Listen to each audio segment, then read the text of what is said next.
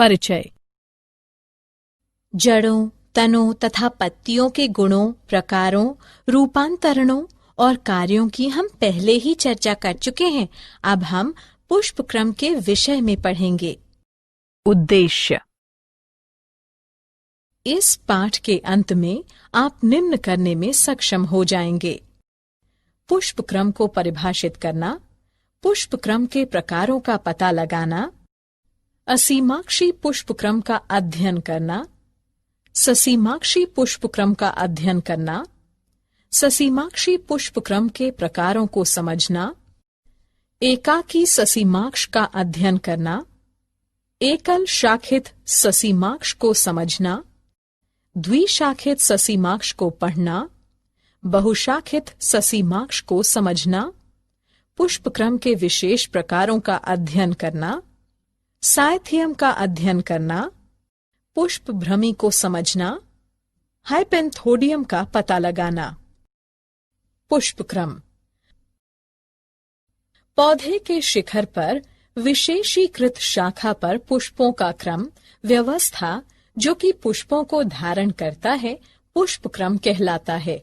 पुष्प क्रम के अक्ष को पुष्पवृंत यानी डंठल कहते हैं। कभी कभी पुष्प अकेले बनते पैदा होते हैं। पुष्पों का ऐसा क्रम एकाकी कहलाता है।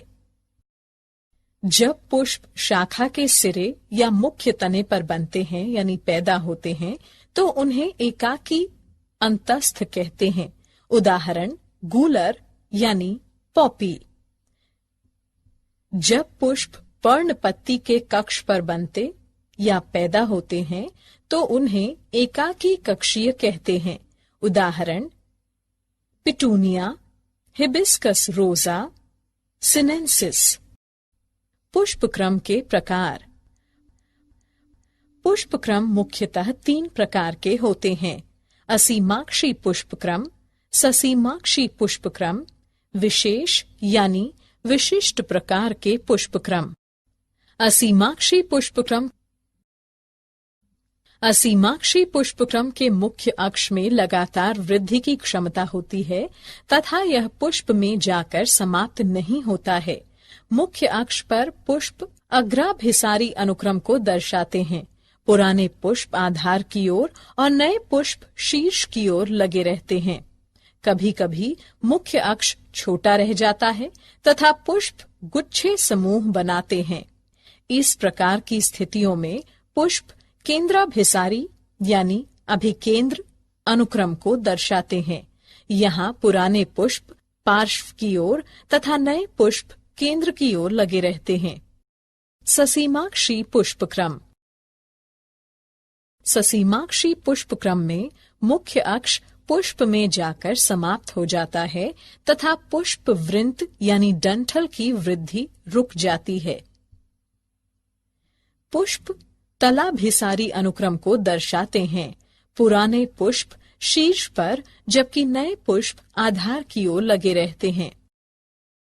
जब पुष्प गुच्छों में व्यवस्थित होते हैं तो वे केंद्राभिसारी यानी अभिकेंद्री होते हैं।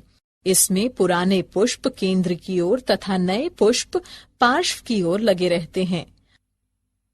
ससीमाक्षी पुष्प क्रम अनेक प्रकार का होता है: एकाकी ससीमाक्ष, एकल शाखित ससीमाक्ष, द्विशाखित ससीमाक्ष, बहुशाखित ससीमाक्ष, एकाकी ससीमाक्ष।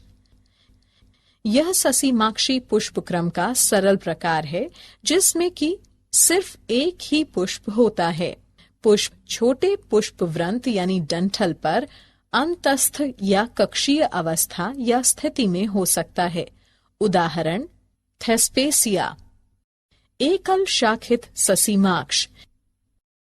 इस प्रकार के पुष्प क्रम में पुष्प वृंत पुष्प में जाकर समाप्त हो जाता है।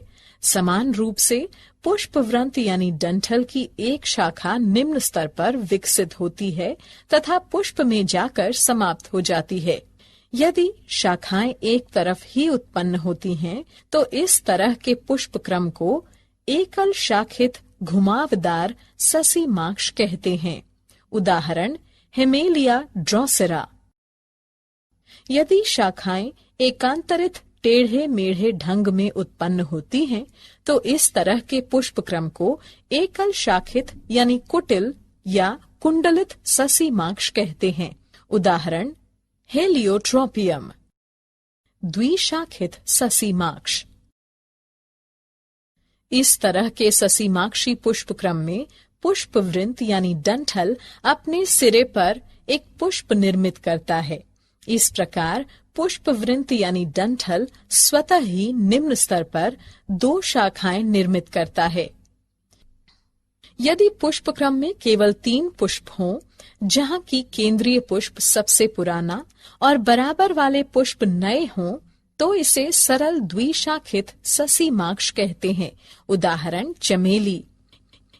यदि पुष्प क्रम शाखित होता है तो उसे संयुक्त द्विशाखित ससीमाक्ष कहते हैं। उदाहरण क्लेरोडेंड्रॉन और रिटिया।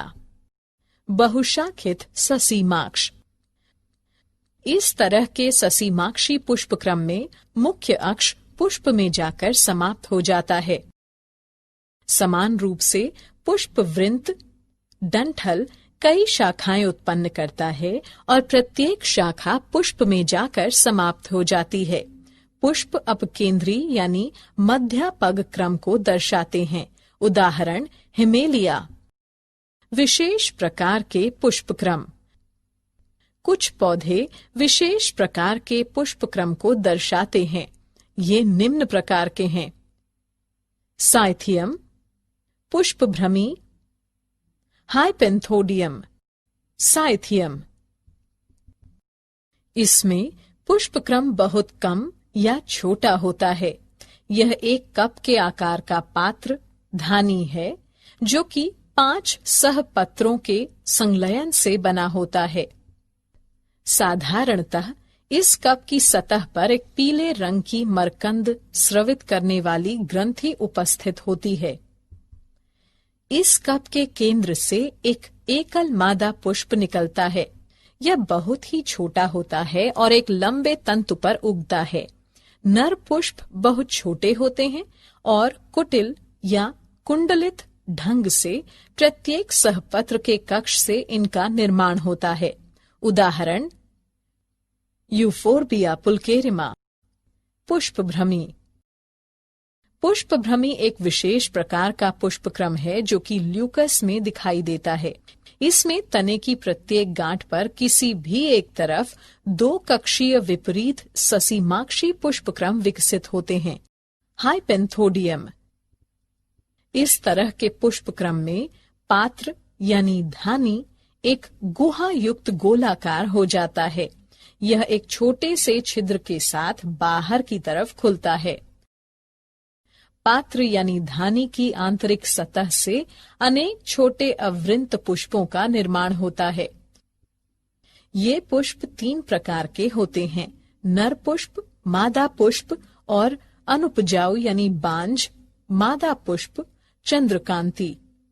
उदाहरण गूलर यानी फाइकस। क्या आप जानते हैं अमोर्फोफेलस भारत का सबसे बड़ा पुष्पक्रम है। पूया रेमोंडी 32 फीट विश्व का सबसे बड़ा पुष्पक्रम है। दल युक्त सहपत्र बोगेनविलिया में पाया जाता है। कोएनेंथियम खुला हाइपेंथोडियम होता है। सारांश। आइए हमने जो कुछ सीखा है उसे संक्षेप में दोहराएं। पुष्प विभिन्न प्रकार के पुष्पक्रमों में व्यवस्थित होते हैं। पुष्पक्रम के अक्ष को पुष्पवृंत यानी डंठल कहते हैं। पुष्पक्रम फूल गोभी का खाने योग्य हिस्सा होता है। सिंकोनस एक संयुक्त अथवा बहुल फल है जो कि हाइपेंथोडियम पुष्पक्रम से विकसित होता है। अनानास तथा जिमीकंद ऑटोकॉर्पस में सहपत्र तथा परिदल पुंज खाने में प्रयुक्त किए जाते हैं। ऑसिमम यानी तुलसी में पुष्पभ्रमी प्रकार का पुष्पक्रम पाया जाता है। समानांतर विन्यास तथा ससीमाक्ष अथवा पुष्प क्षत्र युक्त अरीय पत्तियों का साधारण गुच्छा लिलिएसी कुल के लक्षण हैं।